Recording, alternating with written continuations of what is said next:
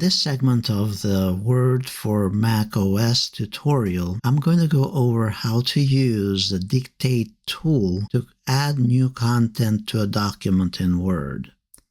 We have this document, and now instead of typing, we want to simply dictate. In this case, we can use the Office Dictation tool. Click on it, click on Allow, and then click on the microphone icon to start the dictation. At this point, it is listening, and anything that we say, it is going to start transcribing it in the document as it is doing right now. Period. New paragraph.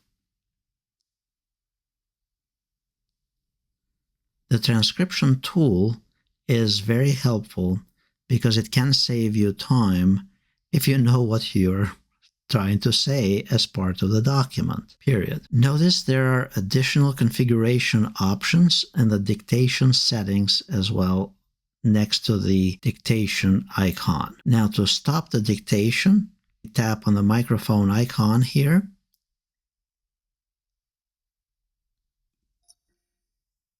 If you are using a Mac, and I assume that you are since you are watching the Mac version of this tutorial, you can also double tap on the FN key on the keyboard on your MacBook, and that will start the dictation.